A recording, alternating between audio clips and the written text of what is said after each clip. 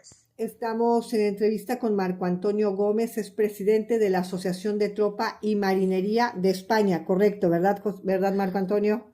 Sí, correcto. Con el gusto de saludarle. Mire, yo soy Claudia Luna Palencia, soy periodista, corresponsal en España y en Europa. Me da mucho gusto, bueno, esta llamada que ya hemos tenido contacto en otras ocasiones. Marco Antonio, siempre tan activos en la Asociación de la Tropa y Marinería. Me llama mucho la atención, bueno, que se están incrementando, hay muchas presiones, ¿no? Por parte del presidente de Estados Unidos, Donald Trump, para que se incremente, ¿no? Este gasto militar en España del 2.1% al 5%. Trump siempre pone sobre de la mesa el que se le compre más armamento a Estados Unidos, pero poco se habla de mejorar las condiciones de vida de la tropa, Marco Antonio. Efectivamente. Lo primero, agradeceros, como siempre, a los medios de comunicación internacionales que se hagan eco de la situación de los militares españoles, porque es muy grave la situación que atravesamos las Fuerzas Armadas en España. Y decimos que es muy grave porque, como bien habéis dicho, esa ingente cantidad, que ahora mismo está en el 2,1%, aunque la previsión que se alcance el 5%, aunque el presidente del gobierno diga que no, hay unos compromisos firmados en Europa, la mayoría de los países van a llegar al 5%. Estados Unidos lo está demandando porque evidentemente la contribución a la OTAN debe ser equitativamente de todos los países. Y lo que está ocurriendo es que toda esa ingente cantidad de dinero que nosotros, como militares, no entramos en la política de cómo se tienen que repartir. Pero evidentemente somos muy claros que ahora mismo lo más importante que hay dentro de los ejércitos de cualquier país es un factor. Y no es el armamento y no es el material, es el factor humano. Ya que sin el factor humano, que es el principal que maneja ese material, da igual que tengamos el mejor material. Porque si se quedan los almacenes, se va a pudrir en los almacenes de no usarse. Va a caducar en los almacenes de no usarse. Entonces, como bien estáis diciendo, es alarmante y preocupante que España no esté invirtiendo en personal. Porque es que no está invirtiendo en personal. Las pruebas, no hay lugar a duda. El Boletín Oficial del Estado cada vez que hace publicaciones que cada año se van miles de militares a la calle y no entran en la misma proporción. Claro. ¿Y por qué no entran? Pues muy sencillo, porque las Fuerzas Armadas no son atractivas. Los salarios son de auténtica vergüenza. Un soldado marinero apenas llega a los 1.310 euros netos, lo que es limpio, lo que lleva a su casa para dar de comer a su familia. Pues entonces partimos de la base de que si no pueden prácticamente ni subsistir con un salario precario, no van a entrar a la Fuerza Armada. Si a esto le unimos una tasa de la temporalidad brutal, ya que nuestro ejército, el ejército español, los soldados y marineros deben de abandonar la Fuerza Armada a la edad de 45 años y se van a la calle sin ninguna titulación ni homologación por sus años de servicio, nos encontramos que España se ha convertido en una fábrica de parados de larga duración sin cualificación profesional. Entonces, ¿qué persona, qué joven español va a invertir los mejores años productivos de su vida, hablando laboralmente, Claro. para irse a la calle con 45 años, con lesiones que se producen? Yo invito a cualquier lector que el día de mañana lea este artículo a que esté tirándose en paracaídas, como por ejemplo la brigada paracaidista, durante 20 años y luego no tenga lesiones de rodilla o de espalda. Claro. Y te vas a ir a la calle con una edad y con un montón de lesiones. Claro. ¿En qué va a trabajar esa persona? Claro. Entonces, las Fuerzas Armadas se están convirtiendo, por desgracia, en España en un trampolín. ¿Qué es lo que están utilizando? Un trampolín. Y muchos preguntarán, ¿para qué? Pues muy sencillo. A los 5 años de estar en la Fuerza Armada, gracias además a las asociaciones, hemos conseguido que los ayuntamientos y comunidades autónomas de España reserven un porcentaje para ser policía local, guardia civil, policía nacional o presentarse a aduanas. Entonces, ¿qué ocurre? Que están 5 años y luego se presentan a este tipo de convocatorias. Y muchos dicen, pero bueno, ¿y por qué no se quedan en el ejército? Pues la base principal es que un policía local puede llegar casi a triplicar el salario de un soldado. Y además son fijos. O sea, no como los militares, que tenemos compromisos, ya que no disfrutamos de las ventajas de tener un contrato. Los militares españoles estamos en un limbo legal que se llaman compromisos. No hay un contrato de trabajo, no nos defiende ni siquiera el estatuto de los trabajadores. Estamos en ese limbo jurídico que cuando un soldado marinero tiene la oportunidad de ser policía o guardia civil, evidentemente da el salto y se marcha. ¿Por qué? Porque es fijo y gana el doble como mínimo. Claro. el discurso, la retórica en los últimos meses en Europa es el de mejorar las capacidades militares, prepararse o, bueno, tener, ¿cómo se llama? Dar una imagen disuasoria a cualquier Claro. intento, ¿no? De lo que Ujú, quiera llevar a cabo, pues bueno, quien quiera, Putin, etcétera. ujú. Alemania ha puesto sobre de la mesa inclusive el volver al tema del servicio militar obligatorio. Marco Sí. Antonio, ¿cómo se vive esto cuando formas parte, ¿no? Del ejército en España, que conoces desde adentro todo lo que, Ujú. esas vicisitudes? Muchas veces hemos visto en los últimos meses también tertulias, ¿no? En Sí, España que te preguntan, oye, ¿tú irías a la guerra defenderías a efectivamente. España, ¿no? ¿Cuál es tu opinión al respecto? Pues mira, sí, además que nos han preguntado de muchísimos medios de comunicación y hemos tenido bastante, bueno, pues hemos hecho muchas declaraciones en este sentido y desde la asociación somos muy claros. A ver, ¿qué es lo que ha hecho Alemania? Lo primero que hay que ponerse es a saber qué realmente es lo que ha hecho Alemania. Mm, Alemania lo que ha hecho es decirle a su población, vamos a ver, necesitamos gente en el ejército, me faltan 80.000 efectivos, ¿vale?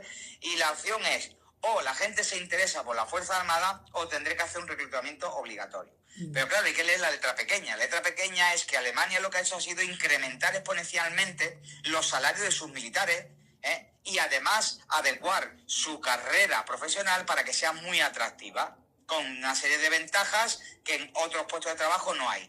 Y algunos dirán, bueno, ¿y por qué? Hombre, pues porque los militares vamos a morir al frente y claro, que en caso de guerra un panadero no vaya a pegar tiros, va a claro. ir un militar, que es su obligación y ese es su trabajo y es su oficio. Entonces Alemania lo que ha hecho ha sido potenciar esto. Al potenciarlo, lo que hace es que la juventud alemana tiene un interés por decir, hombre, es que yo ya que me voy a jugar la vida, me pagan bien y tengo un futuro Mm, laboral bastante bueno. Y sí, se interesa y entra en las Fuerzas Armadas. Que no entran automáticamente tienen el servicio primero, como ellos han dicho claramente, que es voluntario. Claro, estamos hablando de voluntario porque le van a dar una pasta, le van a dar un salario bastante importante a aquel civil que muestre interés por la Fuerza Armada sin llegar a ser un profesional.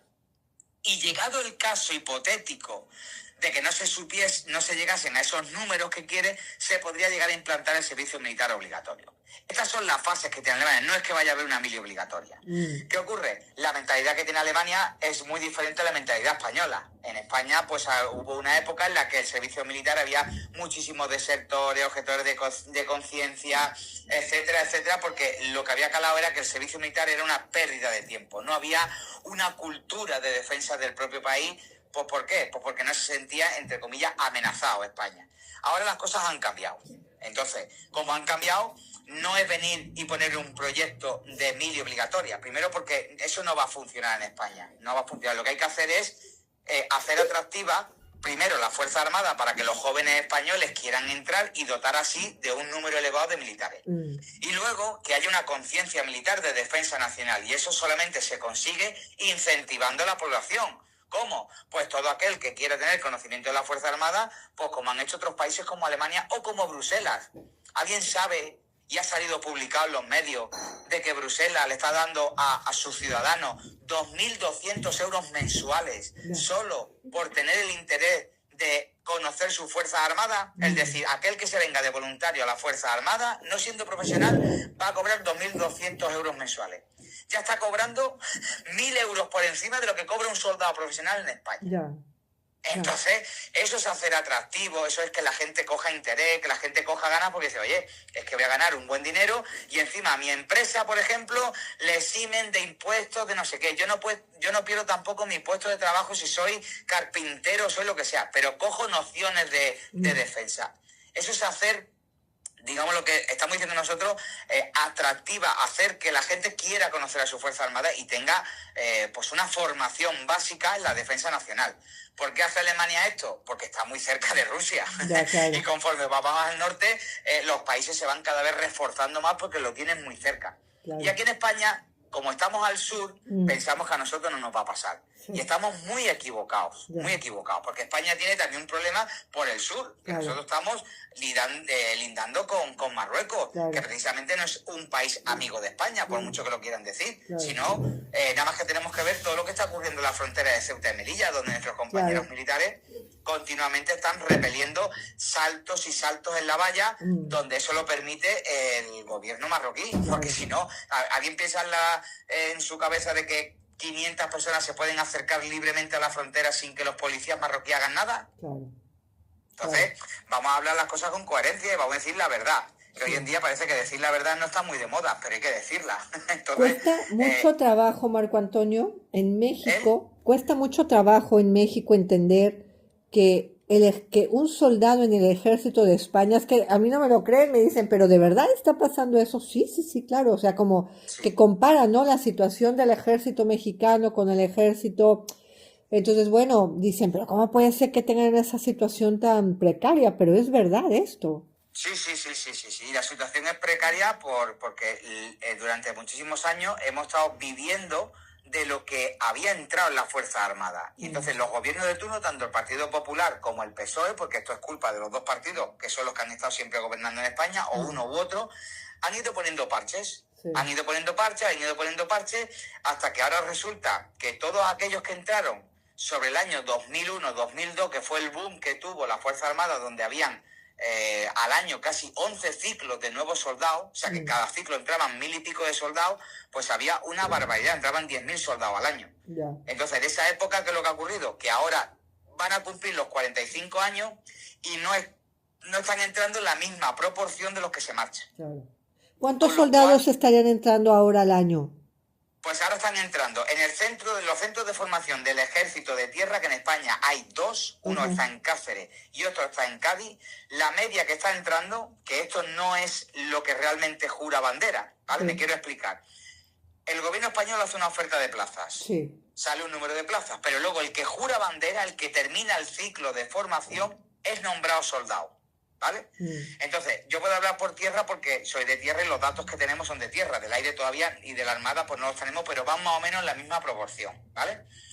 Bueno, pues en tierra, en Cáceres, que hay un centro de formación, hay 2 ciclos al año. Y normalmente los ciclos suelen ser de unos 1.300, 1.400, ¿vale? Pero no quiere decir que juren los 1.400. En este último ciclo, estamos barajando todavía los datos que nos tiene que dar el Ministerio de Defensa, pero en la última convocatoria que ha habido de jura de bandera han jurado al final 1.109 soldados. O sea que ahora mismo ha habido 1.109 nuevos soldados en España. ¡Qué barbaridad! ¿Qué quiere decir? Que si, por ejemplo, la convocatoria ha sido de unos 1.400, todavía no lo sabemos, pero vamos a ponernos en ese hipotético caso. Ha habido desde 1.109 hasta 1.400 que no han entrado. Que directamente en el trayecto que ha habido durante los meses de formación han suspendido y no son soldados. Se han quedado sin cubrir esas plazas. Pero ¿qué ocurre? Que los que llegan a 45 años, los que aprueban la Guardia Civil, policía, bomberos, los que se marchan, los que fallecen, todo hay que meterlo en ese cómputo de efectivos que se pierden al año, y desde el año 2023 a 2025 el ejército español ha perdido la friolera de 1.300 efectivos reales. Es decir, que se marchan y no se han repuesto. Con lo cual, si entran 1.109 y en 2 años hemos perdido 1.300, estamos perdiendo una media de unos 650 al año.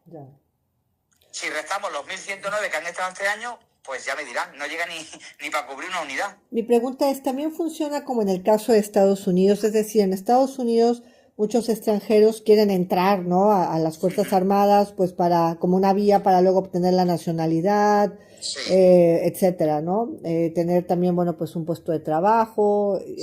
¿También funciona aquí de esa manera? En España hubo una época, sí. En España ha habido una época que, sobre todo de los países como México, Argentina, todos los países que tenían pues sus abuelos españoles, pues podían acogerse a la Fuerza Armada, y en unos 5 años, si no recuerdo mal, porque esto hace ya muchos años que ya no estaba en funcionamiento, ya no está, se podían acoger y solicitar la nacionalidad. ¿Vale? Pero eso ya no funciona, eso ya ha decaído, y ahora evidentemente España tiene extranjeros, pero porque tienen ya el DNI español, y o sea, no son extranjeros, o sea, son de otras nacionalidades, porque tienen vocación, pero son españoles. Digamos que es porque tienen vocación, ¿no? Sí. Yo tengo compañeros sudamericanos de muchos países sudamericanos y son excelentes compañeros sin ningún tipo de problema, pero muchos se les prometió, entre comillas, pues eso, y bueno, al final fue lo que decimos, un parche y se utilizó porque no entraba gente. Claro. Entonces, como no entraba gente, se abrió a que pudiesen venir gente de países sudamericanos que tenían ascendencia, de que alguien pudiese Claro. demostrar que sus abuelos eran españoles y entonces, pues bueno, podían adquirir la nacionalidad por descendencia. Claro. Marco Antonio, sé que en un hipotético ataque, sorpresa, una madrugada del 24 de diciembre, me estoy poniendo muy hollywoodense. Sí, no te preocupes. O sea que no tenemos capacidad de reacción entonces, porque nos faltan reservistas, nos falta entrenamiento y nos falta un poco de todo. Hombre, pues fíjate, si por ejemplo hemos visto lo que ha ocurrido en las catástrofes que ha habido medioambientales, donde en España, por ejemplo, en Valencia ha habido 200 y pico muertos, y hemos visto cómo todo el mundo está diciendo dónde estaba el ejército porque se desplegó tarde y de una manera totalmente ilógica cuando era territorio nacional y solamente en Valencia había más de 10.000 militares desplegados, pues evidentemente yo no puedo decir a ciencia cierta que estaríamos vendidos. Pero hoy en día, con el número de efectivos que hay y la falta de material que estamos teniendo, que solamente hay que ver el boletín oficial del Estado, que cada día sale publicado adquisición de material, vehículos, portaaviones que se van a construir, aviones, yo qué sé, todo lo que se está comprando, pero vamos a ver, todo ese material, ¿quién lo va a manejar si no hay soldados? Claro. Ese es el problema. Entonces, en ese hipotético caso, pues evidentemente la Fuerza Armada estamos ahora mismo en una situación complicada para responder, porque es que no hay personal, es que falta mucho personal. Claro. O sea que el ejército español, ¿cuántos tiene militares en activo? ¿100.000? ¿80.000? ¿Cuántos? Nosotros tenemos ahora mismo en activo unos 116.000 militares, entre tropa y marinería y cuadros de mando. Ya. O sea, eso ahora mismo no es que sea insuficiente, es que nada. es de vergüenza. Sí. El propio gobierno lo ha reconocido y quiere llegar a los 140.000. O sea, ¿vale? ¿y reservistas, Marco Antonio? Reservistas, por ejemplo, ahora mismo, creo que fue hace 2 días, la propia ministra de Defensa hizo un comunicado donde se ha cuadruplicado el número de plazas para reservistas en 400. Fíjate. Pero vamos a ver, hay que ser muy claro. Nosotros estamos totalmente encantados que los ciudadanos vengan como reservistas, etcétera y demás. Pero la gente se piensa que ser reservista en España es como los marines americanos y la Guardia Nacional. Claro. Y no, eso no funciona así. La gran mayoría viene en puestos cualificados que son abogados, dentistas, médicos, administrativos. Van a puestos de, digamos, logísticos, ¿no? De ayudar a las unidades en todo lo que es el tema administrativo, burocrático. No van a pegar tiros, no van a hacer una fase de adiestramiento. No, que es que eso no funciona así. Entonces, por mucho que quieran ampliar los reservistas, no es la figura que suple ni sirve para decir, es que el ejército español tiene 10.000 reservistas más y están preparados para ir al frente. Negativo, no. No es gente que esté preparada a ir al frente. Que alguien se puede imaginar que un soldado tarda años en estar perfectamente adiestrado y capacitado para manejar armamento, vehículos pesados, tirarse en paracaídas, etcétera. Y una persona en un fin de semana, como aquel que dice, en pocos días de campamento le dan un uniforme, ¿se cree que esa persona está preparada para ir al combate?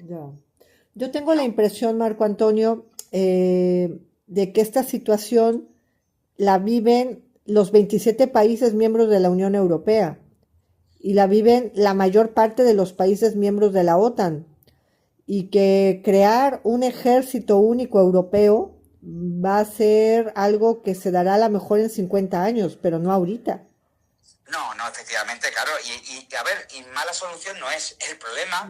Volvemos otra vez al problema de base que tienen todos los países, y es lo que se acaba de demostrar patente con lo que acabas de decir, Claudia, y es: ¿esto va a ser a futuro? Seguramente será así. De hecho, ya está el Eurocuerpo. Pero es más un organismo, digamos, lo mismo, como muy administrativo. No hay un número de personas que se tenga que aportar para el día de mañana para ir al frente. Eso lo aportan en número los países cuando hay una misión. Por ejemplo, Afganistán. Va España, va Francia, va tal, pero va cada uno con su país aportando personal y material. No va como el ejército europeo. No hay un ejército europeo como tal, ¿vale? ¿Qué es lo que ocurre? ¿Que puede ser el día de mañana esa solución? Puede ser. Pero el problema de base, como decía al principio de la conversación, ¿cuál es?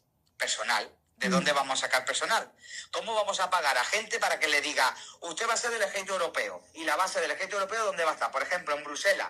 ¿Alguien se piensa quién se va a ir con su familia destinado a Bruselas, dejar su casa, su familia, sus hijos, a vivir una vida?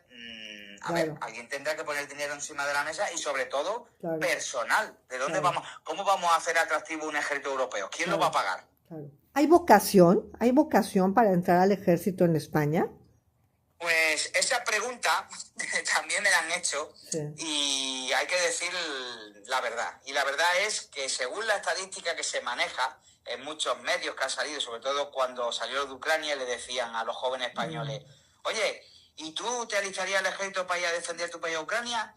Y decía la gente, en aquel momento, cuando salió la estadística que ganaba un soldado en España 1.183 euros netos. Y decían, ¿yo ir a morir por 1.100 y pico? ¿Pero estamos tontos o qué? No, yo no quiero ser militar, ni yo quiero, eso que vaya al ejército profesional.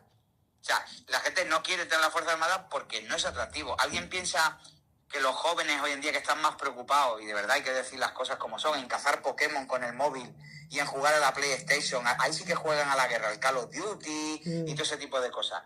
Pero ¿alguien piensa realmente que un joven con 18 años, ahora mismo en España, que está más preocupado, como digo yo, el último móvil que ha salido de Samsung, más preocupado de eso, va a ir al frente de Ucrania a comer en lata, a dormir en el suelo, a que le llueva y a estar jugándose la vida por 1.100 euros?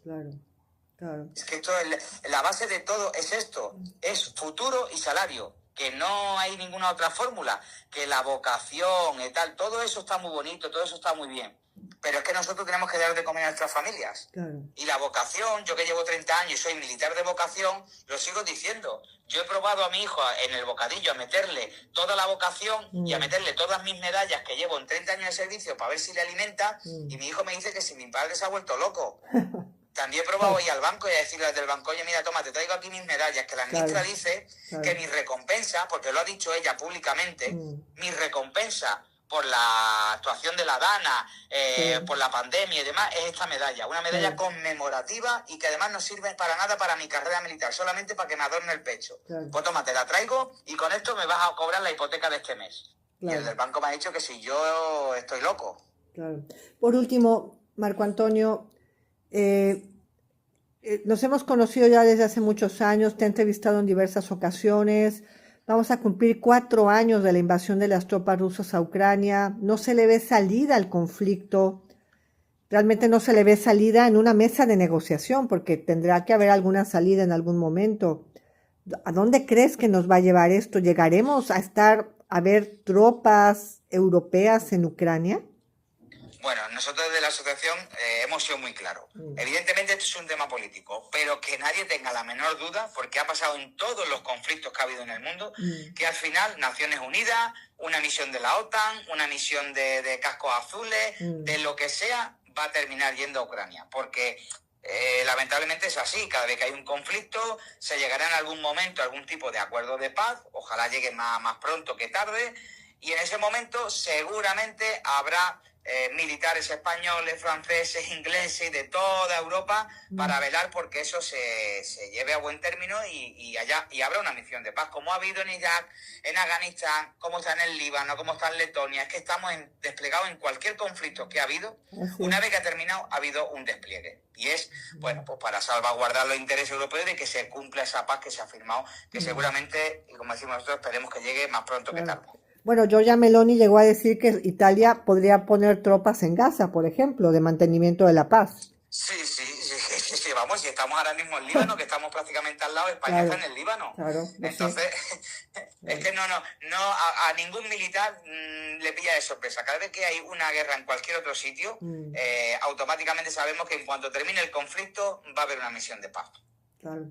Marco Antonio, ha sido una gran entrevista, muchísimas gracias, presidente de la Asociación de Tropas y Marinería Española, y bueno, y ojalá que, pues ya que no se han entendido con la ministra Robles, pues a ver si en el próximo gobierno pueden tener unas mejores condiciones salariales.